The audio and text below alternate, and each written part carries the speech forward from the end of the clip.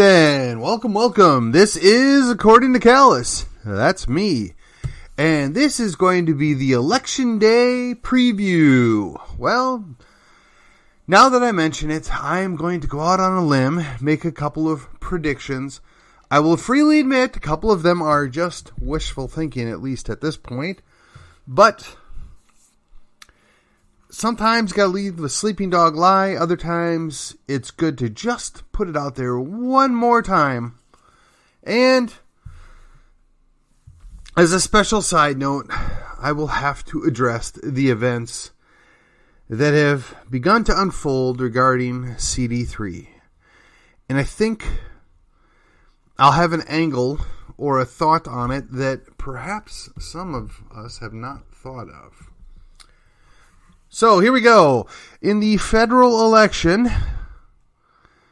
which is Congressman Van Taylor's race, I am purposely going to punt that to the end because I have specific thoughts on it. But in the past, I had indicated that all four challengers are good challengers, and you should vote your conscience. Pick the best challenger, the one that you like the most, and if you get a runoff, you get another shot at it. I'll leave it at that. All right, at the state level, I have endorsed and strongly suggest that you go vote for Don Huffines. If you want to vote for Allen West or Chad Prather, go for it. They are good guys. I've met both of them. I feel that they're solid too, but we must retire Greg Abbott. I'm sorry, but just not my guy. Violated the Constitution and, quite frankly, has not shown that he's up to the task. Lieutenant Governor, well, I have encouraged and endorsed Daniel Miller, and you should go vote for Daniel Miller. But in the event that Texas scares you just too much, you have Tracy Bradford and Aaron Sorrells, which are also good choices, being that I have met them both and feel comfortable that they offer a good alternative to Lieutenant Dan. Once again, Lieutenant Dan has not shown himself up to the task and needs to be retired. Put to pasture, as they may say. That leads us to the Attorney General. Now, this is kind of a tough one here. I've met Louis Gohmert. I like Louis Gohmert. I supported Eva Guzman in the past. I generally think Eva Guzman's pretty good, notwithstanding the ads that have been coming out as of late. But there is no way on God's green earth I could ever support a guy with the last name Bush again, or anybody in the Bush dynasty. They have sold us out one too many times. I, however, will be pulling the trigger, so to speak, on Ken Paxton. Not super excited about it, but I think he's the best guy for the job, and he's been doing a good job since he's been there.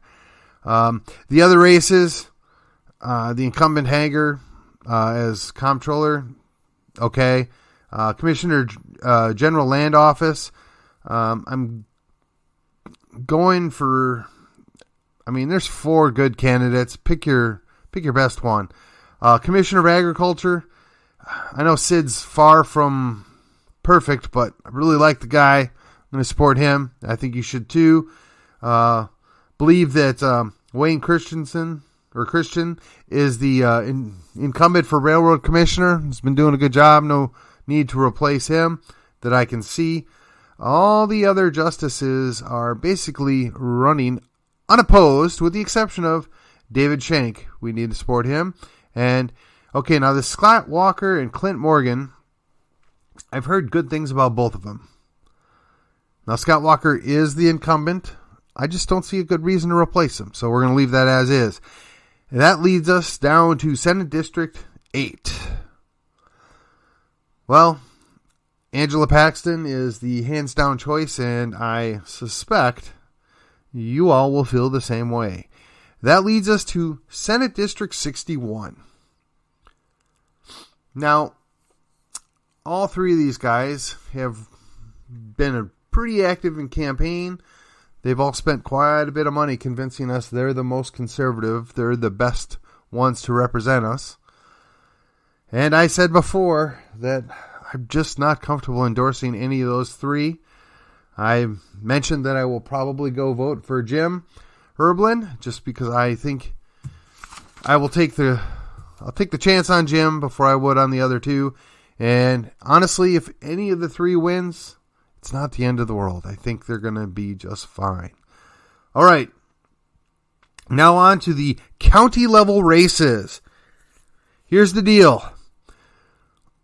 Chris Hill, hands down. Don't waste your time voting for the other guy. I'm not even going to mention his name.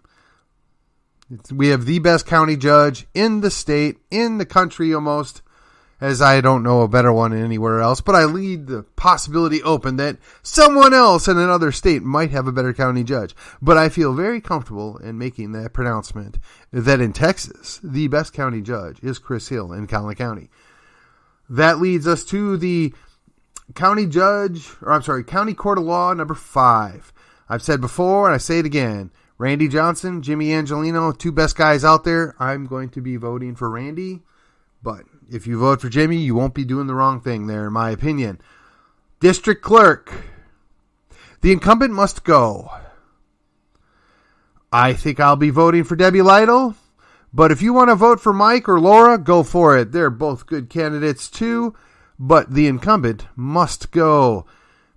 Constable Precinct 1. Honestly, I don't have a favorite there. I'm kind of maybe leaning one way or the other, but I think all four have credible candidacies, and you should do your own research and make your own decision. Everything else is essentially not challenged, with the exception of JP in Precinct 1. The incumbent, Paul Rowley, has been there for a long time. He's done a good job. If you're convinced he needs to go because he's an incumbent, then you probably won't go wrong in voting for C.D. Mayfield. If, on the other hand, you like Paul Rowley and you think he's done a good job, which is generally the answer I get when I ask people, then you should vote for him. In either case, I think we will be just fine in Precinct 1 of Collin County. All right. If you'll pardon me a sip of my Tico.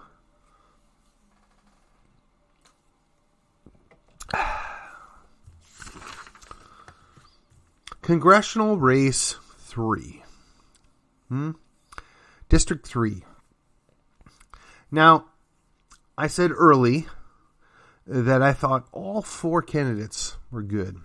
I said I was going to be voting with my heart for the guy I think is the best representative that would most closely resemble my opinions on the matter. I will freely admit that I think there are two candidates that one of those two will likely be in a runoff with our incumbent. And I now have a lot of time. I'm trying to be short tonight, but a lot of time. Now, Congressman Taylor has let me down on a couple of occasions. I have had the opportunity to meet Van Taylor, talk to Van Taylor. I've endorsed Van Taylor in the past. He was the stalwart, strong man out of Collin County, both in the Texas House and the Texas Senate. However, when he went off to Congress, he was not. Now, I know there's a lot of moderates out there. There's a lot of, kind of squishy people that feel like we should be engaging with the left and we should be working with the Democrats and we should get the best deals possible and there's some value to that point of view. However, you can't have a guy campaign about being the strongest, toughest, best Republican there is and then show up and really have no fight in them whatsoever. And just because they vote the right way, if they don't show up prepared to hold the line, I'm not really convinced that they're working for us. I don't really think they're doing a good job of representing us. Now, some of you may be aware that there was a hit piece that came out yesterday. And I'm sure it's been percolating for a couple of days prior to that at the very least. Now, let me just say on the onset, I don't know if it's true. I'm not willing to risk my life on the idea that it's true. However, I will say at this point, after 24 hours, being there's been no denial from Van Taylor or his campaign one must presume at this point that there is some validity to it. Now, I'm not excited about going after a guy who cheats on his wife. I'm not excited about a guy who had a moral failing. We're all human. We're all subject to fail. We all make mistakes. In fact, I will say that I have the honor in life to know two elected officials very well. One I've had lunch/breakfast with on more than one occasion, and one whom I know their family quite well. And I would defend that man and his family to my last breath. I'm not going to use hyperbole and say I pray for them daily, but I do pray for both of them as well as a lot of our other leadership on occasion. And I keep them in my thoughts, and I try and look at things in a way to protect those people that are serving us well. I also have had in my life at least two gentlemen that I've known quite well, not the same elected officials that I was referring to, whom I liked, I respected, and unfortunately, they both decided that their families were not worth fighting for. They both walked away. I'm sure they've justified it to themselves. I can honestly say I really don't have any connection with either of those men or their families really at this point anymore. Not necessarily by my choice, but just by the way the world works, I guess. But I will say in both instances, the men had that failing before. So it was not a new thing that they did it. I will say in both instances, they repented and they tried to do better. And in both instances, they ultimately failed and walked away from their families. Now, the difference between the two men, and this is why it's applicable, okay? The difference between the two men is one of them had served in the military. Now, you're thinking to yourself, Callus, where are you going with this? Why are you even bringing this up? Okay.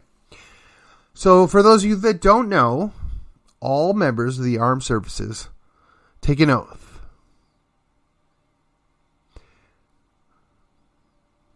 to uphold and defend the Constitution of the United States against all enemies, foreign and domestic. And in my life, I put that oath second only to the marriage oath I took. Won't violate either one of them. So if a guy served in the military and he gave an oath to the Constitution and to have fidelity to protect the Constitution, and he gave an oath to his wife, and he had, pledged fidelity to her and his family, if he fails on one, what's to prevent him from failing on the other? Where is the safeguards there? I mean, if you fail on your oath to your country, it doesn't necessarily mean you're going to go cheat on your wife. Likewise, if you cheat on your wife, doesn't necessarily mean you're going to sell out your country. But evidence of one should suggest that the other is more likely to occur. We can look at other past examples of people who have taken oaths, both as elected officials and military men, and have failed on both of those counts. So, this is why it's applicable. From what I understand, Congressman Taylor served as a Marine officer.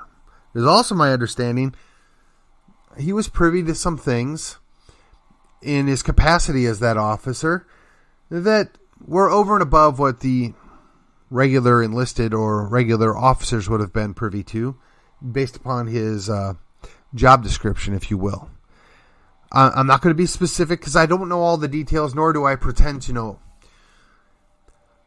But I got to say, I'm really, really concerned because there's been no official denial. However, we know, based upon evidence presented yesterday, that not only is the accusation that he cheated on his wife, he was leaving himself open because he was doing it with a foreign national.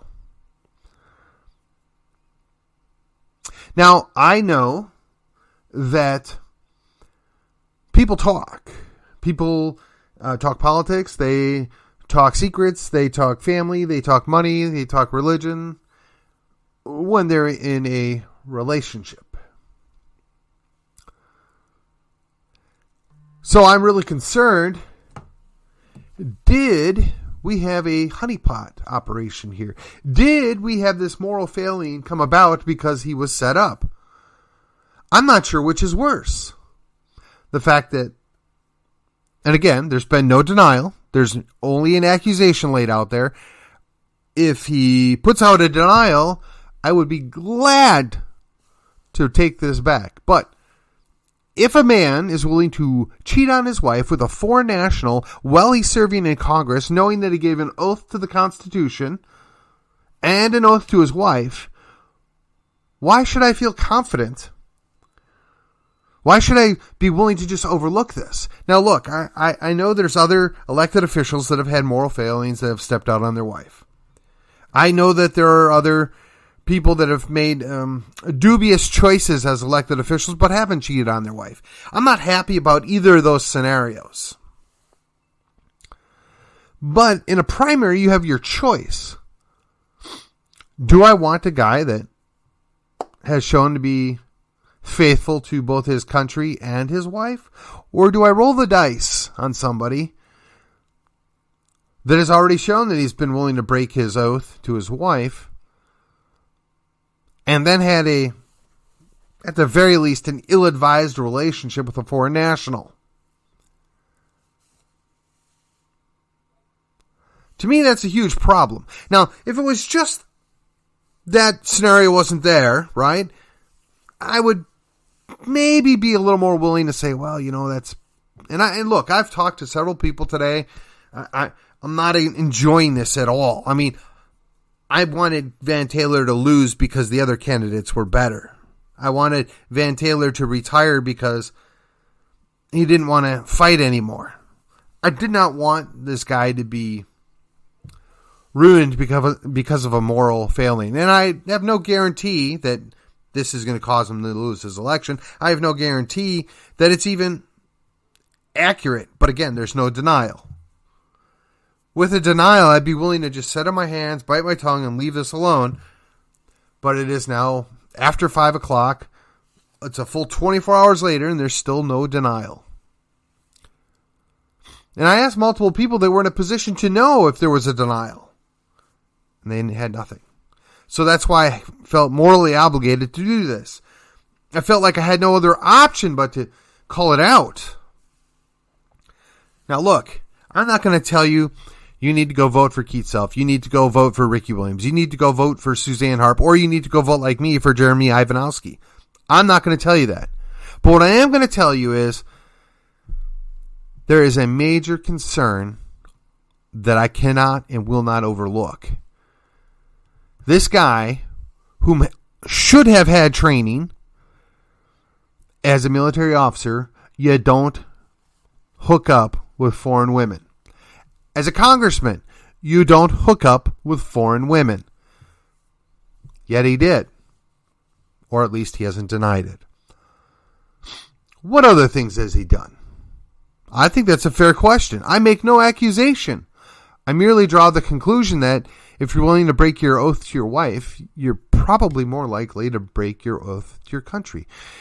For a year and a half, he would have been subject to blackmail of some sort, perhaps. Again, these are things we need to be concerned about. These are big problems that we just can't sweep under the rug. Now, I know there's at least one other elected official that's been accused of cheating on his wife. Now, I know that their evidence is not public like this is. I also know that, at least to my knowledge, there was not a foreign national involved. I also know that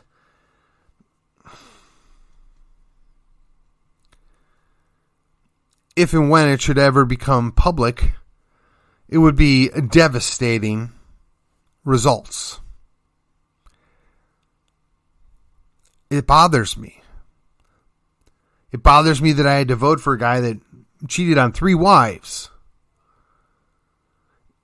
Now, granted, we could say in that case it was in the past. He had changed. He was a different person. Maybe. This allegedly ended 6 months ago. This allegedly went on for a year and a half. So it wasn't like a fling. It wasn't, oh, I went out, I got a little too wasted on K Street, and I woke up with some girl I picked up. I could almost look past that as far as in this specific scenario, is that I misbehaved and I crossed the line that I said I would never cross, and I didn't do it again, and my wife forgave me and we went on. But that's not the case here. I'm not wanting to pass judgment. I'm trying to avoid that. But I think this is a fair question at this point. Again, there's been no denial. Is this somebody that we can trust? The guy must have been on some kind of committee where he had access to information that the rest of us would not have. And again, being subject to perhaps blackmail, that's a problem.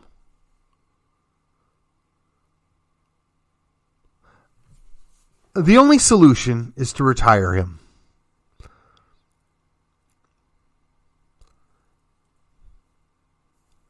Now, I like the guy personally. I really hope he figures things out and makes good with his family. I really do. This is not a way I would like to see this gentleman to go down. Of course, at this point, I don't even know if I should refer to him as a gentleman. I just got a flyer. I won't even read what's on that flyer. But the idea that this is something that can be kept in-house. This is something that can just be ignored. Yeah, if he wasn't a military officer, maybe. If the person wasn't a foreign national, maybe. If it hadn't gone on for a year and a half, maybe. But that's 3 strikes. I'm sorry. Now, you can say he's the best man for the job. And you know what? If you were to issue a denial, and if you were to win the primary, I'll have to be there with you, swallow the bile, and vote for the guy. Because I can assure you that whoever the Democrats put up against the candidate for Congressional District 3 is going to be far worse. Again, this does not excite me. This is not something that I want to be doing. But I feel like I have no other choice. My hands are tied in this situation. We have 3 big issues that cannot be just ignored. We still have at least 50% of the people that are going to go out and vote. Now, actually, some of them will probably stay home in disgust at this point. Maybe some will gleefully walk out of the house and go vote for somebody else. I don't know. I don't know what the right answer is, but what I do know is this guy needs to be retired. And while you're in the business of retiring, Greg Abbott and Dan Patrick, just go ahead and retire Van Taylor. He can go home, take care of his wife, rebuild his family, and move on. Unless, of course, he wants to issue a denial, in which case I'll be more than happy to give him the benefit of the doubt, retract everything I've just said. In fact, I'll pull down this podcast episode if he will just issue a denial. I want to give the man the benefit of the doubt, but he's done nothing to help me. Well, this is episode 191, the Election Day preview. And what's a preview without a few speculative guesses at the future outcome? Well, because I feel like a gambling man, I will go out on a ledge here just a little bit. One, there will be a runoff in Congressional District 3. The question is, will it be Keith Self, or will it be Suzanne Harp, or will Van Taylor just not even make it? Don't know, but my guess is it'll be Congressman Taylor facing off against one of those two. On the governor's election, my preference is Don Huffines wins straight out. The reality is it's probably going to be Greg Abbott against Don Huffines in a runoff. In which case, I would hope that every other person there who went to the trouble of running against Governor Abbott would endorse Don. Sorry, got a bit of a frog in the throat there. Lieutenant Governor's race. Sadly, I believe this will also be a runoff, though I suspect it will be with Dan Patrick and Daniel Miller. And my sincere hope and prayer, for that matter, is that both Huffines and Miller would go to the runoff and win. But I have zero control over that. The AG race, likely to be a runoff. If I were to bet,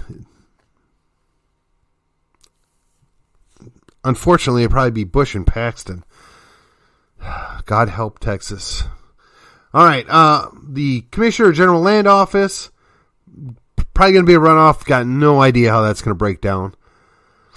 Commissioner of Agriculture, possibly go to runoff. I just see Sid Miller winning that flat out. I could be wrong, but it's kind of my gut there.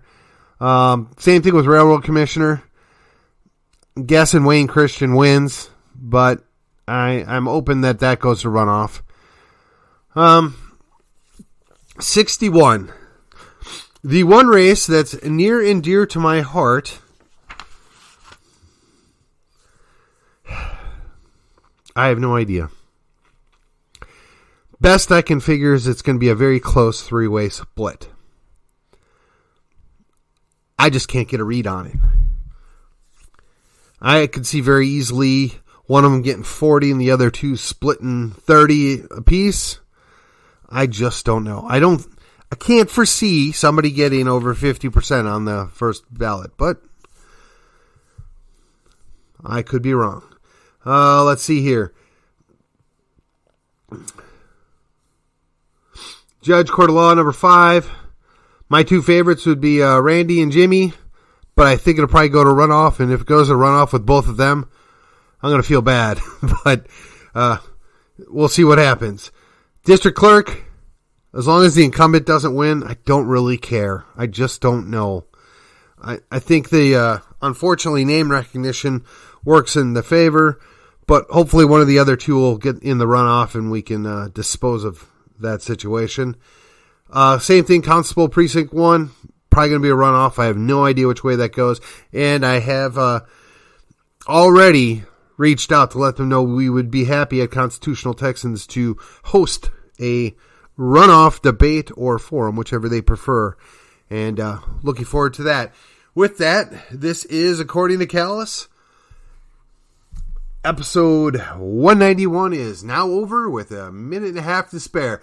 Thank you, and y'all have a great night, because I will see you on the other side. Election Day.